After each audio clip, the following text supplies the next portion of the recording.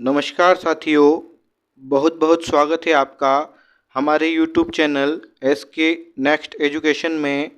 आज हम भारत के इतिहास से संबंधित 20 महत्वपूर्ण प्रश्नों के बारे में चर्चा करेंगे।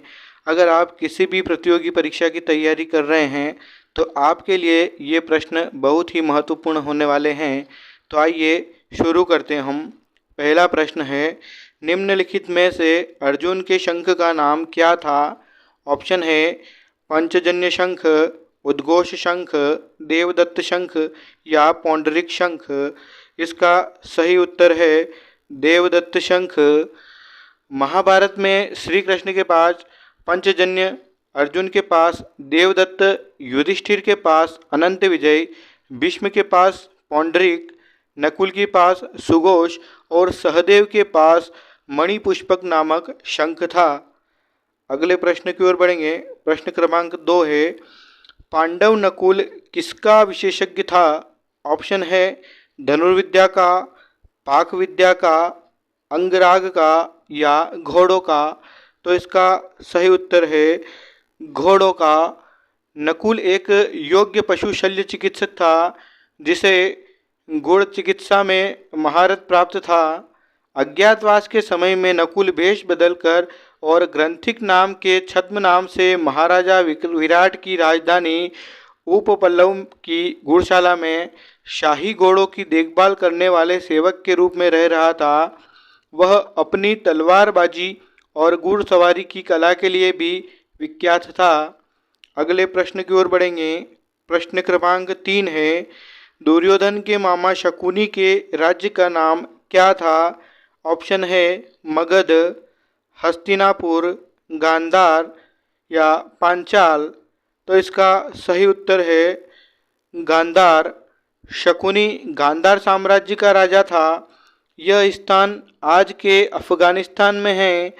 वह हस्तिनापुर महाराज और कौरवों के पिता धृतराष्ट्र का साला था और कौरवों का मामा था। अगले प्रश्न की ओर बढ़ेंगे।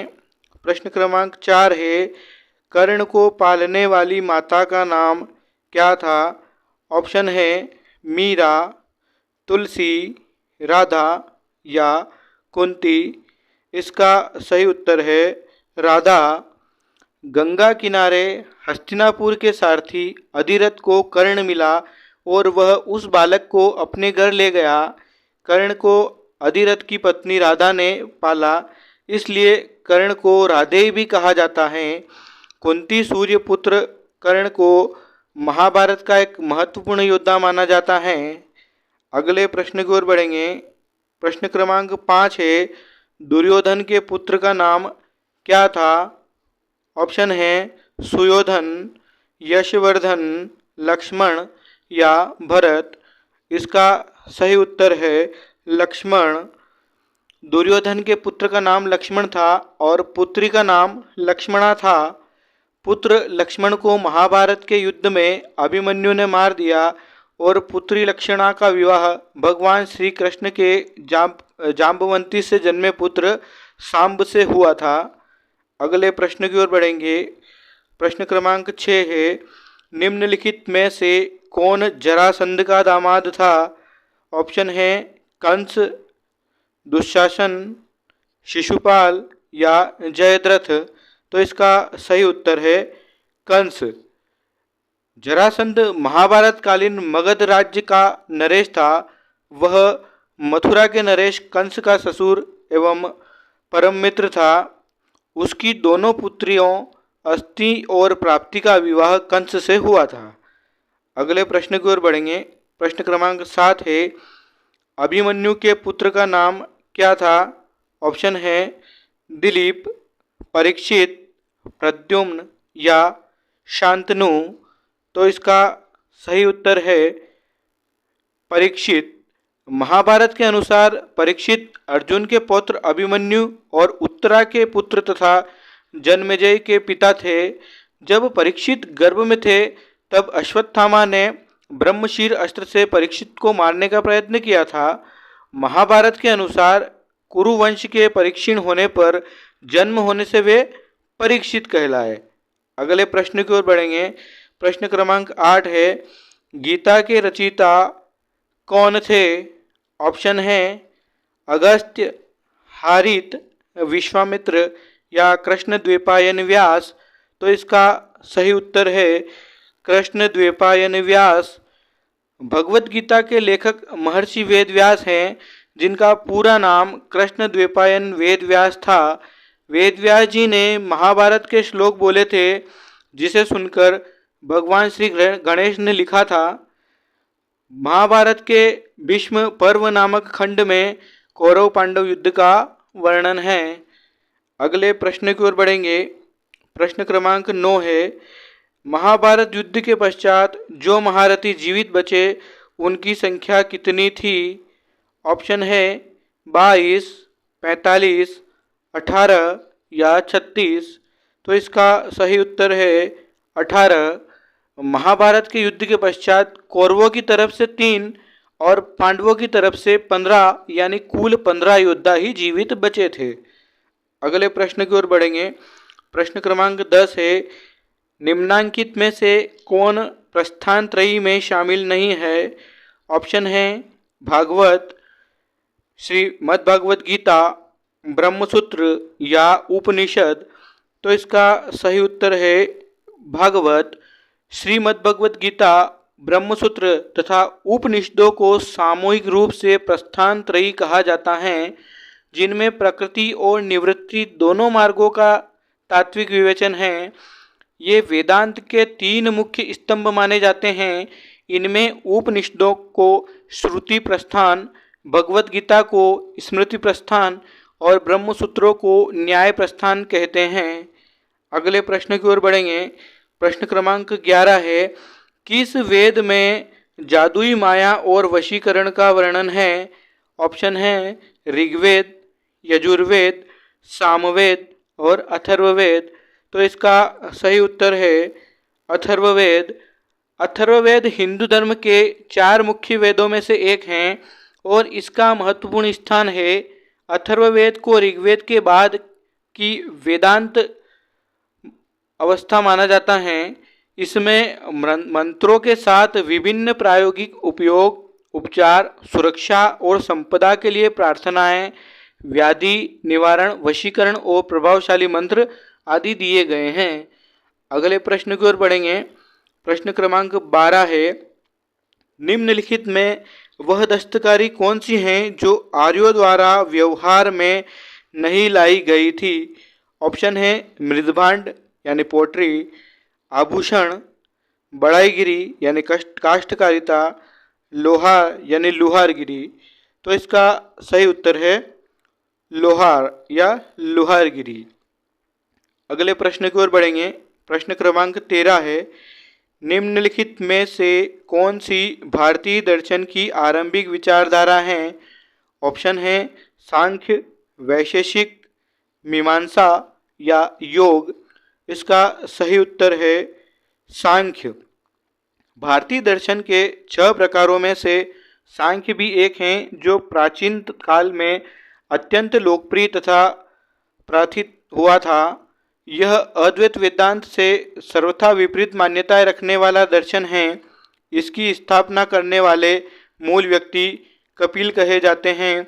सांख्य का शाब्दिक अर्थ है संख्या संबंधी या विश्लेषण। इसकी सबसे प्रमुख धारणा सृष्टि के प्रकृति पुरुष से बनी होने की है। सांख्य दर्शन जैन धर्म से संबंधित है। अगले प्रश्न की ओर बढ़ेंगे। प्रश्न क्रमांक 14 है, वैदिक युग में प्रचलित लोकप्रिय शासन प्रणाली क्या थी? ऑप्शन है निरंकुश, प्रजातंत्र, गणतंत्र या वंशानुगत राजतंत्र। तो इसका सही उत्तर है वंशानुगत राजतंत्र। वैदिक काल में राजतंत्रात्मक प्रणाली प्रचलित थी। इसमें शासन का प्रमुख राजा होता था। राजा वंशानुगत तो होता था, परंतु जनता उसे हटा सकती थी। यह क्षेत्र विशेष का नहीं बल्कि जन विशेष का प्रधान होता था। अगले प्रश्न की ओर बढ़ेंगे। प्रश्न क्रमांक 15 है, यज्ञ संबंधी विधि विधानों का पता चलता है। ऑप्शन है ऋग्वेद से, सामवेद से, ब्राह्मण ग्रंथों से या यजुर्वेद से? तो इसका सही उत्तर है यजुर्वेद से। यजुर्वेद हिंदू धर्म का एक महत्वपूर्ण श्रुति धर्म ग्रंथ और 4 वेदों में से एक है। इसमें यज्ञ की असल प्रक्रिया के लिए गद्य और पद्य मंत्र हैं। ये हिंदू धर्म के 4 पवित्रतम प्रमुख ग्रंथों में से एक हैं और अक्सर ऋग्वेद के बाद दूसरा वेद माना जाता है। इसमें ऋग्वेद के 663 मंत्र पाए जाते हैं। अगले प्रश्न की ओर बढ़ेंगे। प्रश्न क्रमांक 16 है, चरक किसके राज चिकित्सक थे? ऑप्शन है हर्ष, चंद्रगुप्त मौर्य, अशोक या कनिष्क। तो इसका सही उत्तर है कनिष्क। चरक एक महर्षि एवं आयुर्वेद विशारद के रूप में विख्यात हैं। वे कुषाण राज्य के कनिष्क प्रथम के राजवैद्य थे। इनके द्वारा रचित चरक संहिता एक प्रसिद्ध आयुर्वेद ग्रंथ है। इनमें रोगनाशक एवं रोग निरोधक दवाइयों का उल्लेख है तथा सोना, चांदी, लोहा, पारा आदि धातुओं के भस्म एवं उनके उपयोग का वर्णन भी मिलता है। अगले प्रश्न की ओर बढ़ेंगे। प्रश्न क्रमांक 17 है, अशोक ने अपने किस शिलालेख में स्वयं का उल्लेख किया है? ऑप्शन है गिरनार, मास्की, धौली या जौगढ़। तो इसका सही उत्तर है मास्की। अशोक का अंतिम अभिलेख मास्की, जिसे गुर्जरा अभिलेख कहा जाता है, 1915 में ब्रिडेन द्वारा खोजा गया। मास्की शिलालेख कर्नाटक के रायपुर में है, जहां पर अशोक को मगध का राजा बताया गया है। अगले प्रश्न की ओर बढ़ेंगे। प्रश्न क्रमांक 18 है, चाणक्य का अन्य नाम क्या था? ऑप्शन है भट्टस्वामी, विष्णुगुप्त, राजशेखर या विशाखदत्त। तो इसका सही उत्तर है विष्णुगुप्त। चाणक्य चंद्रगुप्त मौर्य के महामंत्री थे। वे कौटिल्य या विष्णुगुप्त नाम से भी विख्यात हैं। पिताश्री चाणक्य के पुत्र होने के कारण वह चाणक्य कहे गए। विष्णुगुप्त कूटनीति, अर्थनीति, राजनीति के महाविद्वान और अपने महाज्ञान का कुटिल सदुपयोग जन कल्याण तथा अखंड भारत के निर्माण जैसे सृजनात्मक कार्यों में करने के कारण वह कौटिल्य कहलाए। विष्णुगुप्त सम्राट चंद्रगुप्त के गुरु तथा अपने माता पिता के प्रथम संतान थे। जन्म उपरांत इनके माताजी का निधन हो गया था। अगले प्रश्न की ओर बढ़ेंगे। प्रश्न क्रमांक 19 है, गायत्री मंत्र की रचना किसने की थी? ऑप्शन है वशिष्ठ, विश्वामित्र, इंद्र या परीक्षित। तो इसका सही उत्तर है विश्वामित्र। विश्वामित्र वैदिक काल के विख्यात ऋषि एवं योगी थे। ऋषि विश्वामित्र बड़े ही प्रतापी और तेजस्वी महापुरुष थे। ऋषि धर्म ग्रहण करने के पूर्व विश्वामित्र बड़े पराक्रमी और प्रजावत्सल नरेश थे, जिनकी जयंती कार्तिक माह में शुक्ल पक्ष की तृतीया को अर्थात दिवाली के तीसरे दिन मनाई जाती हैं। विश्वामित्र जी ने गायत्री मंत्र का आविष्कार किया। विश्वामित्र शब्द से बना है, जिसका अर्थ है सबके साथ मैत्री अथवा प्रेम।